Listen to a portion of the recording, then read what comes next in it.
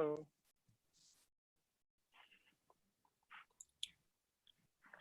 good morning and welcome. I'm Alex Vatanka, Senior Fellow and Director of the Iran Program here at the Middle East Institute in Washington, D.C. I'm pleased to welcome you all to today's event, Economic Shocks of COVID-19.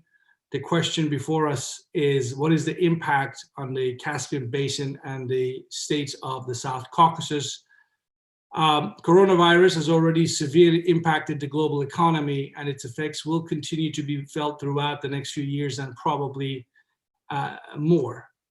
Iran is among the most hard-hit countries in the world, and its neighboring states are also facing the fallout, including, as I said, the countries of the South Caucasus and the broader Caspian region.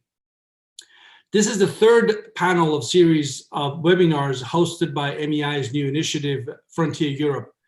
The Frontier Europe program explores interactions between Middle East countries and their European neighbors, the parts of Eastern Europe, Central Asia, and the Caucasus, which form the frontier between Western Europe, Russia, and the Middle East. For more information on this program, please visit our website or follow the Frontier program Twitter at MEI Frontier. Today, we will hear from an outstanding panel of experts with experience in different countries in this region who will discuss the impact of COVID-19. First, I'm pleased to welcome Suzanne Maloney, who is the Interim Vice President and Director of the Foreign Policy Program at Brookings Institution. Suzanne is a seasoned hand on all things Iran and Middle East, and she'll kick us off with a discussion about the latest economic news and developments in Iran. Next, we have with us Alexei Alekshvili, Chairman and CEO of the Policy and Management Consulting Group. Alexei is joining us today from Tbilisi and will be speaking, from my understanding, mostly about the region. And finally, I'd like to welcome MEI's own Rauf Mamadov, who's a resident scholar on energy policy, and Rauf will be talking about the impact of COVID-19, specifically in terms of what it's done to the energy sectors in this part of the world. I look forward to taking audience questions through Zoom's Q&A feature, which you can all find on your screens.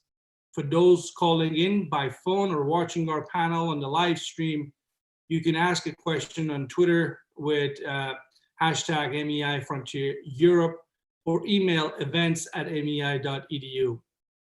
If you have any technical issues, also please email events@mei.edu.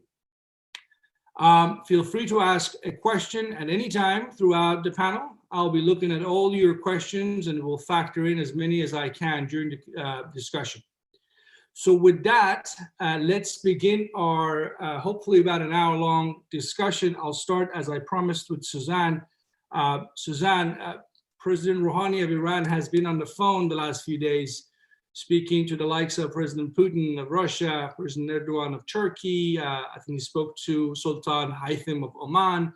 And one of the things that he keeps bringing up is, let's trade continue. Let us not allow COVID-19 to stop our economic interactions. Now, coming from him, that makes a lot of sense. Iran has been banking heavily on the role of immediate neighbors as a way of circumventing US sanctions.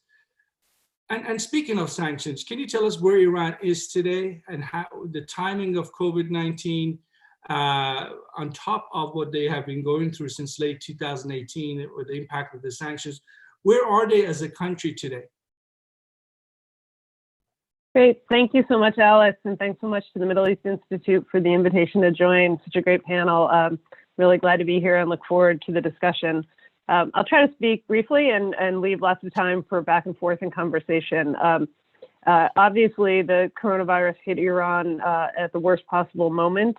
This is a country that has effectively been dealing with a COVID-sized economic crisis since at least early 2018. President Trump walked away from the deal in May of that year, but the slide in the value of the Iranian currency and the overall state of the Iranian economy began to experience tremendous shocks, even in the anticipation of that event. And of course, as sanctions have been imposed over the course of the past 2 years, There has been a drastic impact on the Iranian economy. Oil exports reduced by at least as much as 80%. Iran is repatriating only a limited volume of the revenues that it does earn from both oil revenues as well as its regional trade. This has had a massive impact on already high levels of unemployment in the country, and inflation has ensued as well, with a direct impact on the pocketbooks of ordinary Iranians, food prices escalating by as much as 60% even before COVID. And the economy's been shrinking steadily since 2018, with a drop of about 5% in 2018, about 7.5% in 2019, and an anticipated decline of 6% this year. That is absolutely catastrophic. And remember, of course, that even before the Trump administration took office, Iran had experienced a considerable decline as a result of prior U.S. sanctions, as well as a history of really dysfunctional mismanagement of the country's economy and entrenched corruption by the system itself. And so, this is really, I think, beyond a policy response from the Iranian system. There is simply an attempt to try to keep the economy alive in some fashion. But as Alex, you noted, regional trade had been the workaround for the Iranian system at a time when its most important foreign exchange revenues via oil exports had been largely strangled. And so now, with the closure of borders and with the logistical impediments to undertaking that trade, as well as the hit to the demand that for Iranian goods that would have ensued simply as a result of the collapse of oil prices and the broader revenue crises of the rest of the region. This is truly a historic and, I think, a devastating economic predicament for the Iranian system and for the Iranian people. Look forward to talking more and happy to answer any follow-ups as we go. Sure. I had a quick follow-up, Suzanne. I mean, when you follow the Iranian kind of debate in Tehran about where they are, oftentimes, and I'm sure you might feel the same way, you kind of are surprised by the lack of panic, at least being expressed. Obviously, a lot of this is to make sure they don't lose face. This is the worst time from their perspective to lose face against an American president that they consider to be the most hostile to them since the Islamic Republic was born in 1979. But looking ahead for the next 7 months or so, my reading, and correct me or please help me figure this out, my reading is the Iranian regime or authorities feel that it's critical that they stay the course for the next 7 months, that it's worth it because there might be a different president in early next year. I would say, based on how they've performed so far, I can see them pull through. What do you think? Is COVID-19, because they've survived the loss of the oil income by and large, obviously it's painful, but they've survived it. But is COVID-19 and the loss of trade with neighboring states, countries like Iraq, Azerbaijan, and others, is that going to be the push that might just push them over the brink? Well, I think the Iranian economy went over the brink a while ago, but as we see, the system has not. And as you say, there is a kind of determination to hold on and to demonstrate resolve, primarily because that's, at least to some extent, their leverage in dealing with the international community, and because there's very little appetite for some kind of a compromise with the Trump administration that isn't particularly clear about what, in fact, it might settle for in terms of some new deal with Iran. And so, my estimation is that, yes, from the Iranian authorities' perspective, there are really only two options. One is to simply muddle through as best as possible. And it's, I think, why they have approached this crisis as primarily an economic issue, really from the outset, when there was a determination not to impose the kind of strict quarantine that has been successful in other states. Iran was one of the first hotspots outside of East Asia, and there was a certain degree of denial that accompanied the outbreak of the virus in Iran, simply because of the importance of the economic ties with China in terms of salvaging the economy during this period. So My prediction is that, sort of treating this as an economic crisis, but focusing on maintaining at least some economic activity is going to be the priority in hopes of getting through till November. There is one other alternative, and we've seen at least some signs of that, of course, in the past week or so. Iran has used provocations over the course of the past year in particular to try to galvanize international support for sanctions relief and for resolving the standoff with the United States. And we saw most recently some provocations in the Gulf and some response from President Trump via Twitter yesterday. And so my guess is if we really see a sense of panic on the part of the Iranian leadership, it won't play out in their rhetoric. It may, in fact, play out in terms of trying to generate more crises in the Gulf that would hopefully galvanize international diplomacy on their behalf. Right. Hopefully we won't get to that. But Suzanne, I guess my follow-up question, I'll wait till the next round, but I'll come back to it just to give you time to maybe ponder this one. What are the issues for them if they want to use more pressure than is probably normal to ask neighboring states like Iraq to open up the borders earlier than they should do, based on what experts are saying in terms of how you contain a health crisis? But I'll come back to that, Suzanne, on the issue of the region. Thank you so much, Alexei. Again, good evening to you in Tbilisi, and thanks so much for taking time to speak to us. Here in Washington, we'd love to hear how things look to you from where you're sitting in Tbilisi, in beautiful Tbilisi. What is the assessment in terms of the short term, medium term, or even long term, and what are the sort of headlines that we should watch out for here in Washington? Thank you very much. Thanks for inviting me. So I would start with the current situation regarding COVID-19, what is going on in the region, because that has started right after Iran cases in February. So the first cases were confirmed in late February in Georgia and in Azerbaijan first. So the Armenian case was a little bit later, but for some extent, Georgia has closed its borders immediately, especially with Iran, because the first case was confirmed from Iran. I mean, there was a visitor from Iran. And then as the Georgian government reacted immediately on those cases, situation was more or less controlled. And almost all countries later in March, around March 20th, and in Armenia 16th, and in Azerbaijan 24th, countries officially declared emergency situation, and that means that was not like a full lockdown for all countries, but there was the step-by-step lockdown towards full lockdown. So far the situation is that Georgia is the least suffered country in this case in terms of spread of the virus, and the worst situation is in Armenia, by the way, because this is also quite interesting, because probably that's a matter of kind of reaction from the government to control or close the borders or act accordingly. Overall situation is that so the ratio of total deaths to total cases is not very high. That's around 1.5%, like overall in the region. The least one is in Georgia, again, just 5 cases of death cases, while in Armenia is 24. But compare that to the world indicators, that's much less.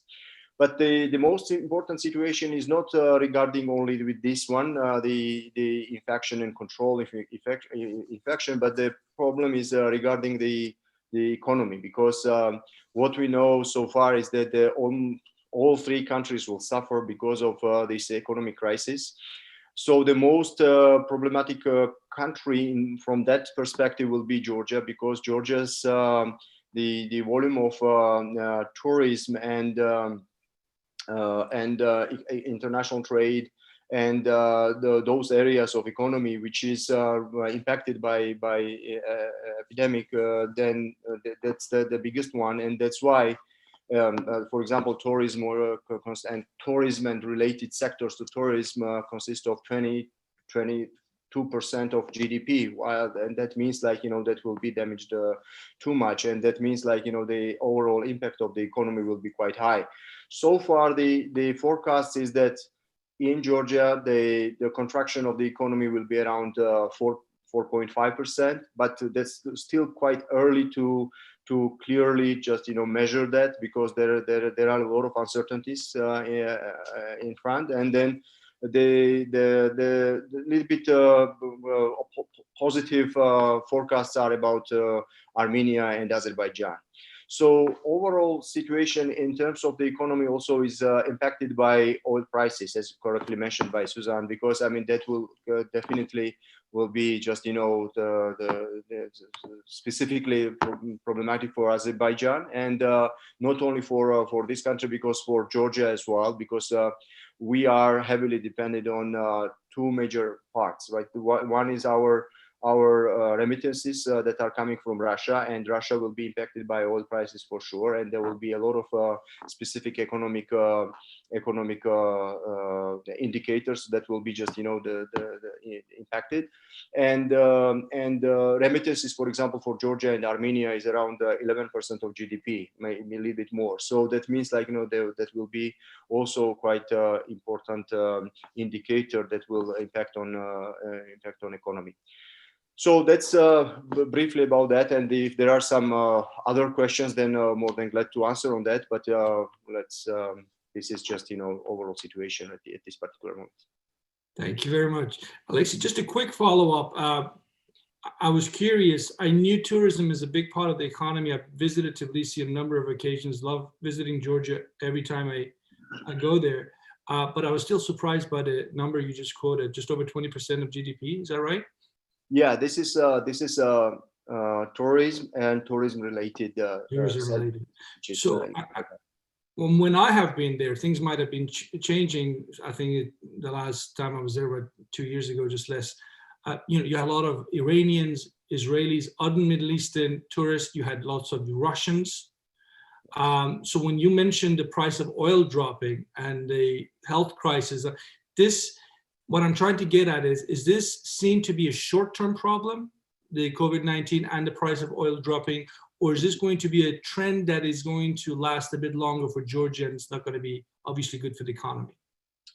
Yes, when I mentioned this uncertainty, it's exactly this one, because that's really very difficult to, at this particular moment, measure anything, especially forecast anything, because we still do not know what will be the shape of the crisis, whether that will be V shape or whether that will be W shape of crisis, or that will be U shaped of crisis, because that might be, even if we can, so far the kind of Georgia deals with the spread of infection more or less well, but that doesn't mean a lot for the overall economy, because that means like if we even start opening the economy for the next few weeks, that doesn't mean that that will be exactly the same reaction from neighboring countries where we are receiving tourists from. So in that case, I mean, everything depends not on each of these countries. Everything depends on a global situation, and specifically, of course, about depends on regional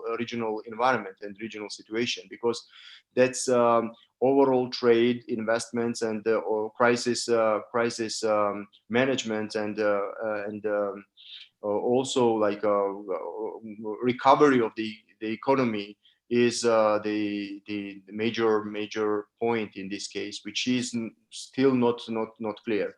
So, for example, when we are measuring, for example, my group PMCG, which I'm representing, when we are measuring the potential kind of scenarios what can be developed in Georgia and Georgian economy, we have several positive and negative and pessimistic scenarios, and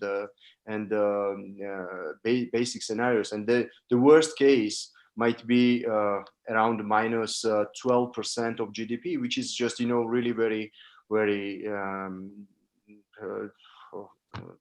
kind of terrible and problematic scenario in this case. But again, I mean, we don't know exactly how that can be developed. So what we need at this particular moment, we need to first of all to care about the overall emergency situation, so that we just manage this, and then at the same time also try to manage the economic situation as much as possible to get as less damage as possible. Thank you so much. Alexei, one thing I'd like to come back to, if I may, is this whole concept of, the impact of this crisis, and in this case, maybe the price of oil dropping as much as it has on Georgia's geopolitical calculations going forward. I mean, being a country that has, since independence in '91, thought of itself and wants to, and is welcome to a large extent by Europe to be part of that Western family, whether there might be new lessons learned from the crisis, and might be making Georgian policymakers think of not to change course, but think of some other ways of having, if you will, a plan B in case of a crisis of this magnitude happening again. But I'll get to that, Alexei. Let me turn to my own MEI colleague, Ralph Mamadov, who is not joining us from Tbilisi, but Maryland, if I'm not wrong. And Ralph, good to have you. I wanted to ask you kind of a similar question, a big picture question. What's going on with the energy sector in the region? I mean, what are the big headlines? I think, everybody's obviously still trying to figure out what the price of oil being what it is means realistically, and what this is going to hold. But what does it mean in the Caucasus region, the South Caucasus, broader Caspian region? And you can talk about whatever you think is the headline we should take away from your comments.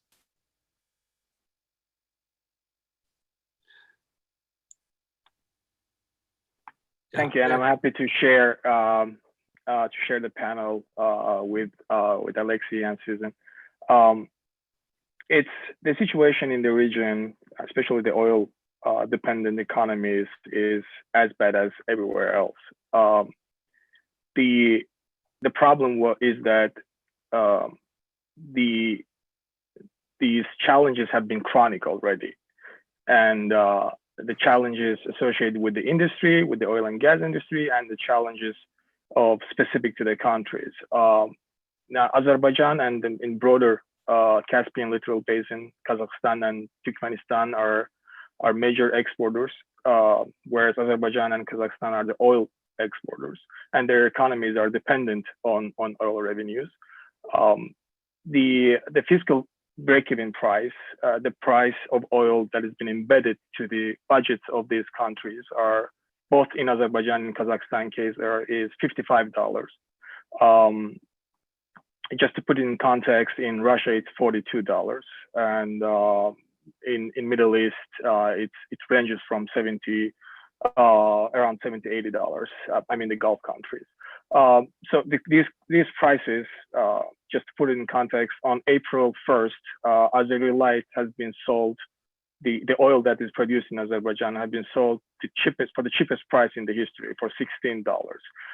So impact is inevitable, and the same goes for the Kazakhstan. So that we are not immune. Azerbaijan or Kazakhstan is not immune to these problems because of the structure of their economies. And when the oil prices plummeted, they received the heat as the others did. And then Alex mentioned the remittances. The major population of Azerbaijan is either employed or working and living in Russia, as well as in Central Asia as well. And these economies of Kazakhstan and Russia are dependent on oil revenues. So the ripple effect is there. And I've seen the recent numbers. I think for the March, the remittances from Russia has dropped from 30 to 40%. That will have an effect on the economies.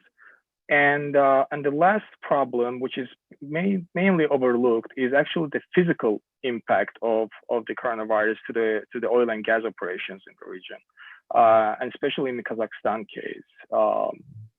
Tengiz field, the onshore field, which is their first major oil field, there have been employees diagnosed with COVID, and that is threatening the interruption of the operations in Tengiz. And there have been subsequent rallies against the restrictions applied by very strict restrictions applied by the government, by the local government.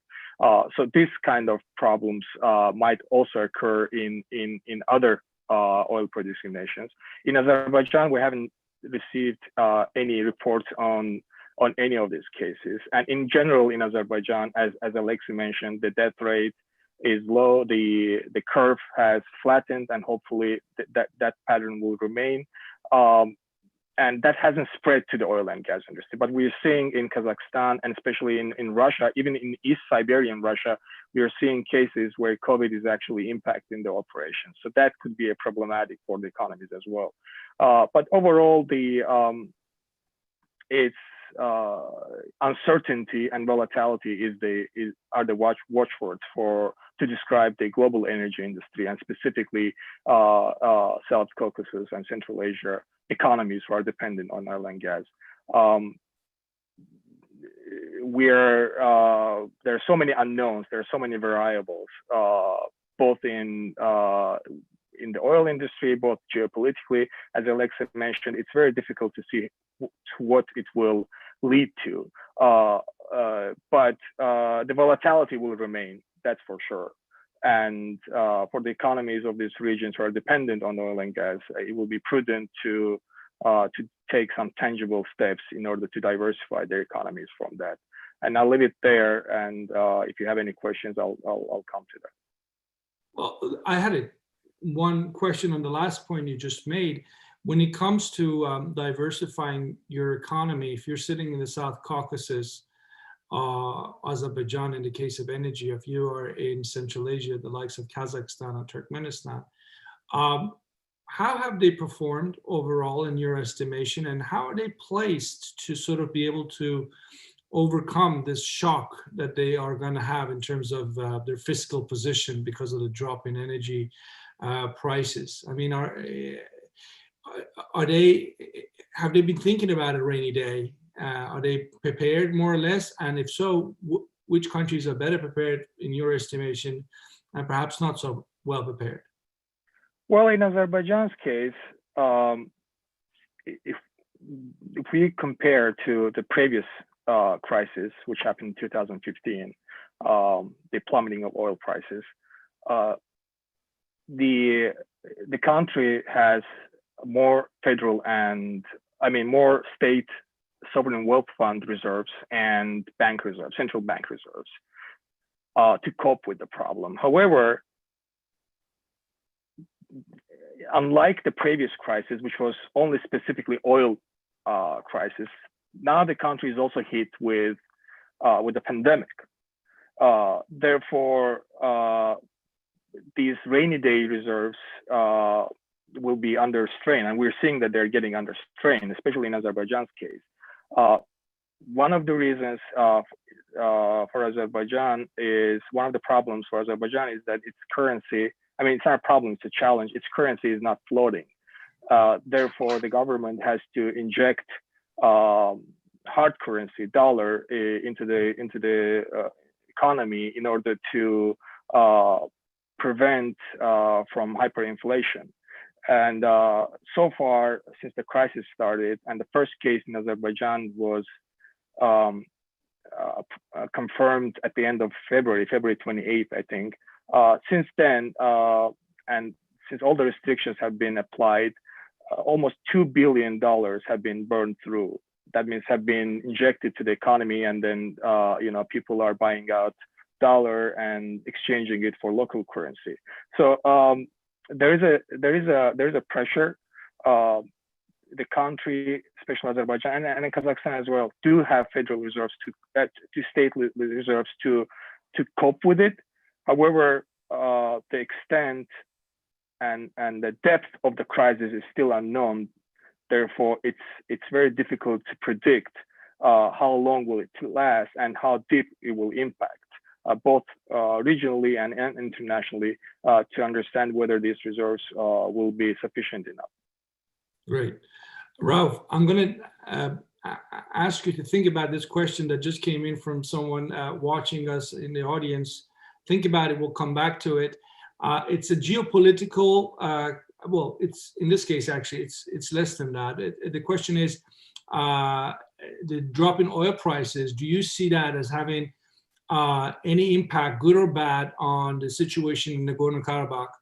And actually, let me build on that. Do you see geopolitics changing in any ways in the region when it comes to energy politics? I mean, those of us who remember 1990s when pipelines were being discussed in a big way, and Suzanne, I know, can speak to this later, you know, politics has always been a big part of where a pipeline goes in that part of the world. Are any of those calculations, in your estimation, going to be changed of some of the ones that are being discussed from the eastern side of the Caspian going to Europe? Are any plans likely to be impacted because of the economic crisis that the region's going? Just something for you to think about. I'll come back to that. And Suzanne, I have a question from someone else now that I'm back with you. This question is about United States now having successfully given waivers to Iraq to buy gas from Iran to produce electricity. This last one, if I remember right, is only for 30 days, which I guess is coming up soon. It will be expiring just before it starts getting really hot in Iraq. Do you think, the question says, do you think there will be another waiver for Iraq to buy more natural gas from Iran? And if you could tie that into the whole issue of what the US can do when it comes to trade between Iran and immediate neighbors like Iraq, when you can literally put stuff in the back of a truck, get it over the border, and you can get paid in equal amounts in goods, other types of barter arrangements, and are so much harder for the US to monitor and stop because just the nature of cross-border trade. Any comments on that, Suzanne? Sure, I think it's an important question, specifically to the question of sanctions waivers for continued import of Iranian gas into Iraq. I would be shocked if the administration didn't extend at least another 30-day waiver for that trade to continue. I think there's been just a pragmatic recognition really since the outset of the decision to walk away from the nuclear deal that further exacerbating instability and particularly economic sources of instability within Iraq would be a really inopportune consequence of the maximum pressure policy on Iran. And there has been this workaround really since 2018 to recognize that Iraq needs the gas, needs Iran's assistance, at least at the moment, for power generation. And so as the summer approaches, and particularly given the political uncertainty within Iraq, it would be insanely counterproductive for the U.S. to do anything other than to continue that waiver. This is an administration that has taken a number of insanely counterproductive steps, but I think there is a particular appreciation for the difficult position that the Iraqis have been put in as a result of this. I wanted to also use that to maybe pivot to the broader issue that you, Alex, raised as we were first talking, and I think has come up in the questions, and that is this kind of question about regional trade and the leverage that Iran may have to try to ensure that it is able to sustain that regional trade, which has been such an important buffer for its own economy during this period of maximum pressure. I think it is unfortunately, relatively limited in terms of Iranian leverage. Ultimately, Iran's decision to reopen its own economy has, I think, reinforced the disinclination of even countries like Iraq, where there is a considerable degree of Iranian influence, to rethink their own efforts to try to insulate themselves from the outbreak that really began in the region within Iran in the most serious way. And so you have this, I think, set of countervailing incentives for the Iranians. They simply can't close the domestic economy. They don't have the ability to support the population. There is, real exigency in terms of the day-to-day living standards of ordinary Iranians that force them to essentially, adopt this relatively half-hearted approach to a shutdown and then to restart fairly quickly. But that will make it that much harder for countries like even Iraq and other countries in the region to contemplate any kind of relaxation in the border controls that they've put in place. As you say, these borders have been very porous. It is possible to put a lot of material on a truck and try to get it into regional markets. But I think the concerns about the pandemic spreading, but also the issues of local demand for Iranian consumer goods at this point, given the economic pain that its neighbors are suffering, is likely to mean that we're not going to see a significant rebound in that trade anytime soon. So what I hear you say, Suzanne, is unless there's some major rethink in terms of some of the regional policies, I could see that maybe opening up opportunities in certain, the Gulf states could be, for example, a place where you could see more economic interaction if there is less political pressure in relations. But that is not my sense. I think my sense is Tehran wants to stay the course. They think they're very close to winning in the region. They're very close to the United States leaving, or at least not being as interested in the Middle East that it has been before. And that this would be the worst time for them to soften up, that they should stay the course. What do you think of that analysis? I think that's largely correct. What we've seen from the Gulf states has been increased aid in some cases to the Iranians, recognizing the potential for the pandemic to spill over borders.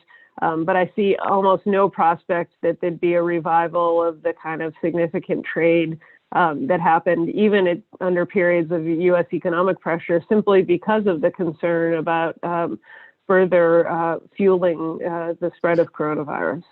Great. Suzanne, when I come back, if it's okay, what I wanted to ask you is to sort of bring Russia into this.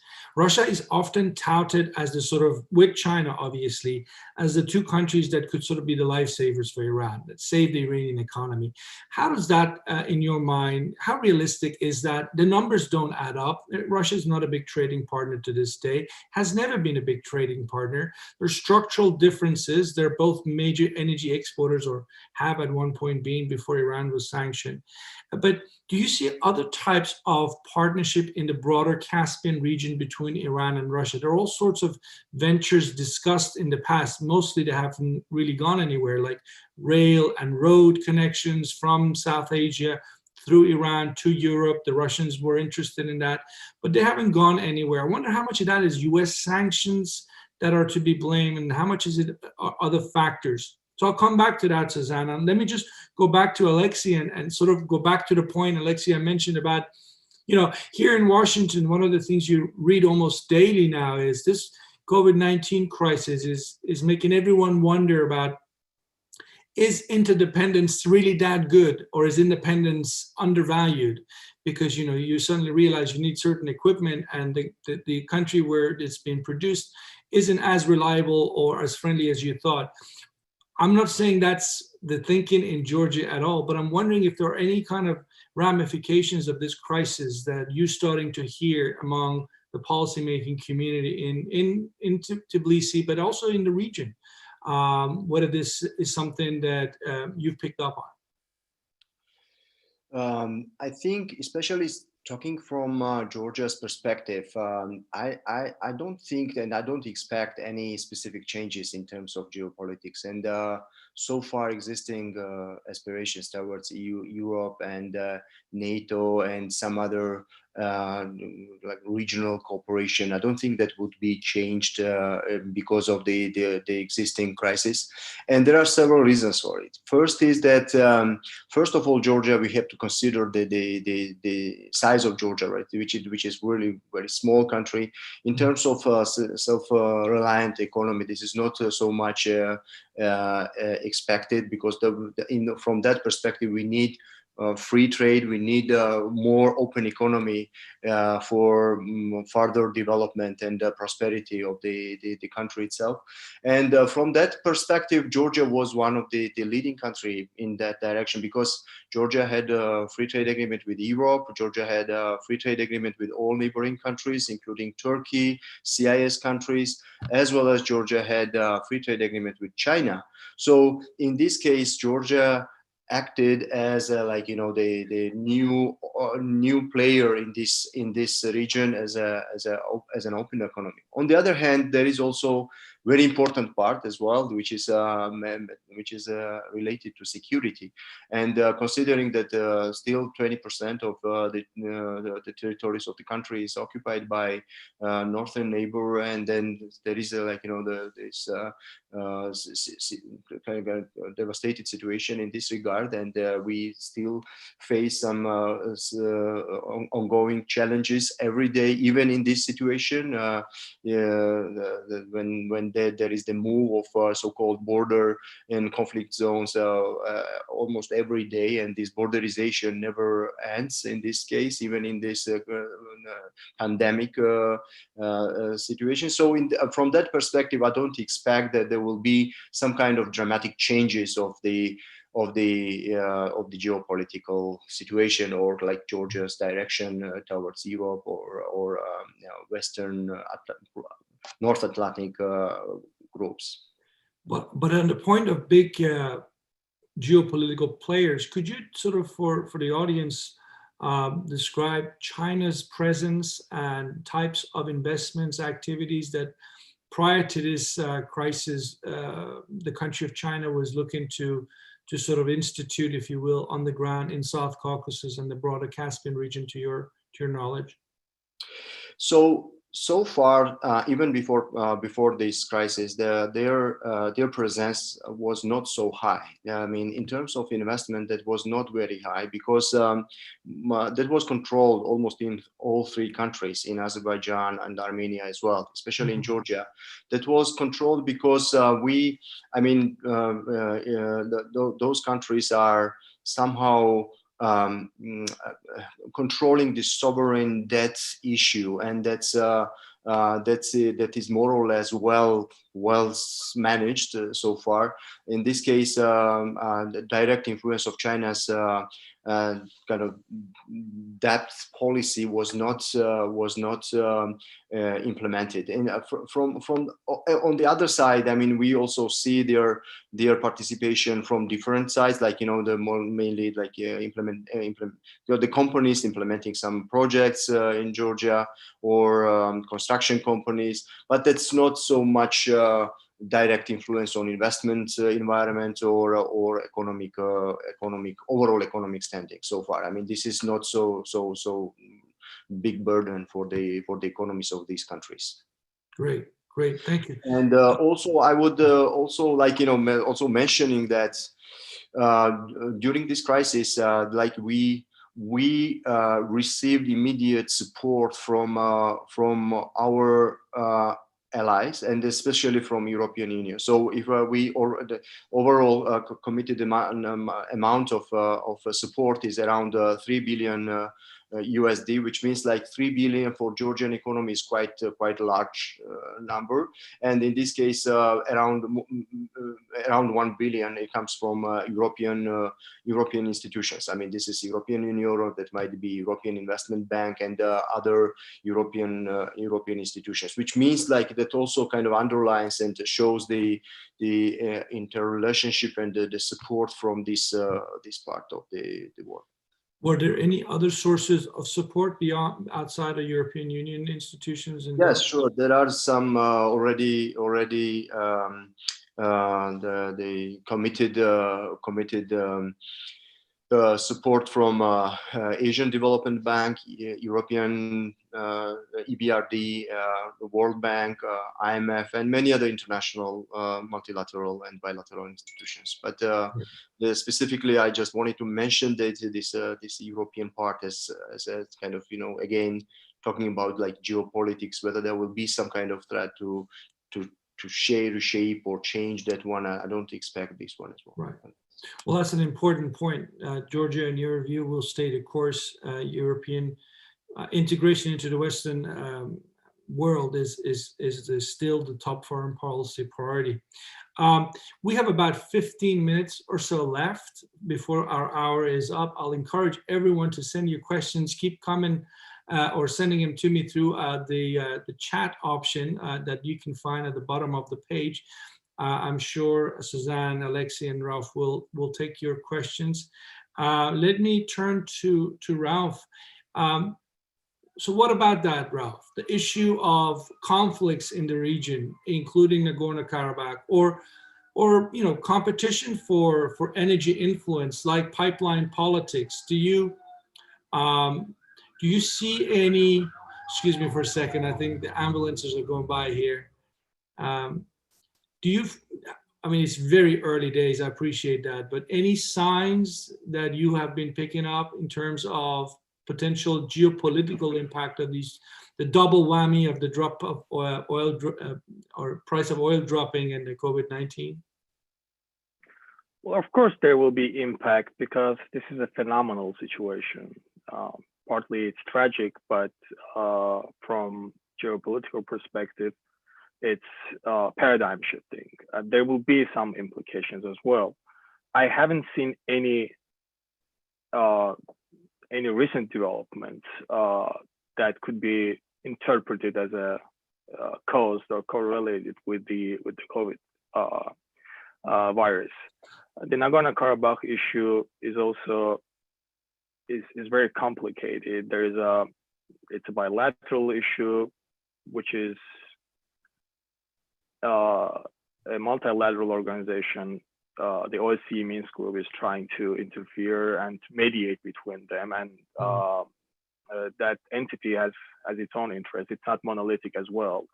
Russia is a big player in the region, and the change of attitude towards the conflict or the impact on the conflict will be determined by indirect factors, I believe, and those indirect factors will mainly stem from the political situation in these countries. Now we have to take a look the pre-COVID political situation, for instance, in Azerbaijan, just before the first news on COVID, on the virus started spreading in Qom in Iran, which was around mid-February, when we all understood that the next hotspot after China will be surprisingly Iran, which is Azerbaijan shares around 800 kilometers borders. That happened around the time where Azerbaijan was going through the new parliamentary elections. So there was ongoing political situation in the country already. And there is a socioeconomic problem that the country is facing at the moment, and there could be impact on the political situation along the road. However, we haven't seen any direct impact or any rallies or any protests or any violation of the quarantine as we see in North Ossetia or some other places. So the political situation hasn't changed. Therefore, that hasn't impacted the process yet. Unfortunately, there's already been throughout this process for last 2 months, the violation of the ceasefire have been recorded. Both sides have made it clear. I think there have also been deaths among the soldiers, and so there shows that the situation is continuing at where it was as before. Overall, yes, the conflict in the region, especially Nagorno-Karabakh, has impacted the pipeline geopolitics. To be honest, the shortest way for Azerbaijani oil and gas to get to the Europe, one of the shortest ways is through Armenia, or even if there is a Georgian route, there could be Armenian route as well if it wasn't for the Nagorno-Karabakh conflict. and it's obvious that the only reason because it's not going through Armenia because of the war between the two countries, and I think that will remain until the problem is solved. When it comes to Trans-Caspian pipeline that can bring gas from other side of the Caspian Sea, all these projects have been put on hold for the obvious reasons, as in everywhere else in the industry. The new projects have been shelved because it doesn't make any commercial or financial sense to undergo these multi-billion-dollar projects, new projects. So we're not even talking about the new projects, but the overall situation it remains the same. The status quo remains the same. The negotiations are still continuing. I think yesterday there was the first Zoom conference call negotiation, including Azerbaijani, Armenian foreign ministers and OSCE Minsk group. So that's like introduction of high tech to this negotiation process. But overall, the content hasn't changed. The blame game hasn't changed. The countries still are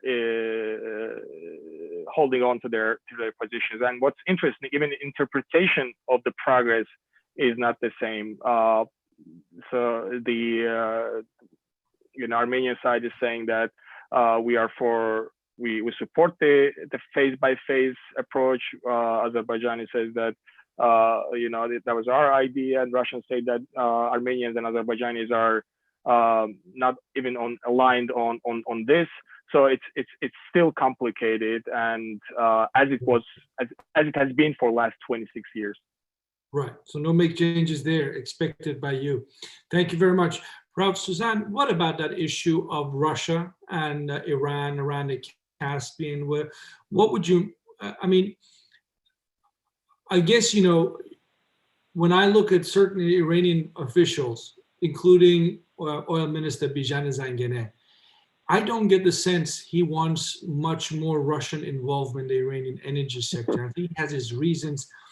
His critics call him a Western stooge who can't wait for the likes of Total to come back. He's under a lot of political pressure. But if you put the politics of Iranian energy aside and just look at the structural sort of realities of these two economies, what are we missing? I mean, when we complain, or not complain, but when we highlight the lack of trade between Russia and Iran, are we being unfair? Because there isn't much reason for trade. I mean, there isn't a grounds for an increase in trade. You could say that about US and Iran, or Iran and Germany, but you can't really make that argument about Russia. Am I seeing this from the right sort of angle? Am I looking at it the wrong way, I guess? Well, I tend to agree with you, so I guess I'd say you're looking at it from the right angle. My sense is that there is what we've seen develop over the course of the past 5 years in particular is a strategic partnership between Iran and Russia, focused primarily around their activities in Syria, but one that has expanded to a broader set of common strategic interests, particularly in seeing the reduction of American influence and presence in the Middle East. And there they obviously have some shared interests, and they have seen some success in this cooperation to the extent that they've been able to hold ground and sustain the Bashar Assad regime in Syria.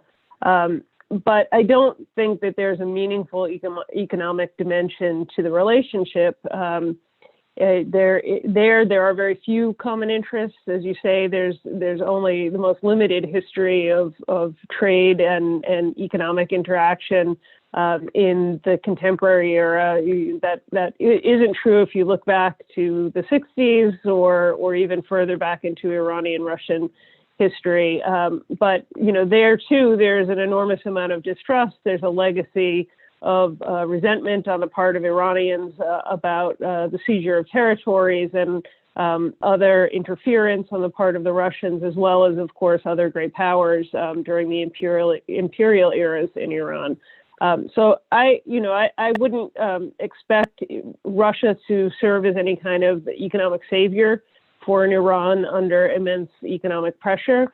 And of course, the Russian management of its relationship with Saudi Arabia has worked almost persistently to the deficit of and to the detriment of the Iranians, both the original cooperation under the OPEC Plus arrangements, and then, of course, the oil price war that exacerbated the collapse of global economic demand and created this kind of incredible vacuum that we've seen around oil prices and oil revenues. And so, all of this has really hurt Iran. I don't know that it's hurt the Iranian-Russian relationship, but I think we should be fairly sanguine about any expectations of significant trade or investment on the part of the Russians in Iran. Thanks very much, Suzanne. We got about 5 minutes. I know Suzanne has a hard stop because of another commitment, so I will just be very quick in asking the last question of Alexei, and anything, Ralph, you want to add at the end. Alexei, very briefly in your remarks, where are we in terms of this idea of Eurasian, and I'm taking you to the largest scale here, but Eurasian economic integration. I mean, the so-called Eurasian Economic Union has been around for a few years now, less than a decade. You see it occasionally in the headlines, but are you optimistic about integration along economics of the regional actors, states around the Caspian?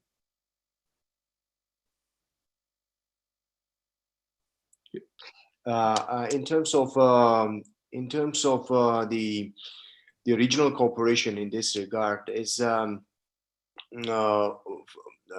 looking at this situation from my point of view, I don't see any big perspective for countries like Ukraine, Georgia, or Azerbaijan joining this union in the nearest future because of many specific conditions in this case. Because if we look at that, this is truly one country run arrangement. Then this is just run by Russia completely, and in this case, the conditions of this Eurasian Economic Union is not so much in favor of other countries being the part of it, unless they are somehow completely isolated from the rest of the world. For example, from that perspective, for example, for Kazakhstan or Kyrgyzstan might not be too many options, because there is they are really very much interlinked with the Russian economy. So, but on the other hand, for those countries like Georgia, Ukraine, Moldova, or Azerbaijan, I don't think that there is the attractiveness of this union. Thank you so much, Ralph. Any last minute comments? We got about a minute or two, so you get the last one. I wanted to add what Susan said about the Russian-Iranian relations. I completely agree about the resentment and between two countries. And I just wanted to bring this one example. Every time before this pandemic happened, every time Iranian official talked about the Russian investments in energy sector of Iran, they were talking about $40 billion. That number has always been mentioned many times. When you look at the actual numbers, it's less than $1 billion. So that gives you the example of the real nature of the relations between two countries. So a lot of mistrust and misunderstanding of their partnership. Great. Thank you so much, Rauf Mammadov, Suzanne Maloney, and of course, Alexvili from Tbilisi, Georgia. I appreciate your time, your insights. Great to have you on this virtual, I think they're called webinars. I like to call them panels, but you know what I mean. Thanks so much for joining us. Thank you. I hope you join us again at some point in the future. And thanks to everyone in the audience with their great questions and listening.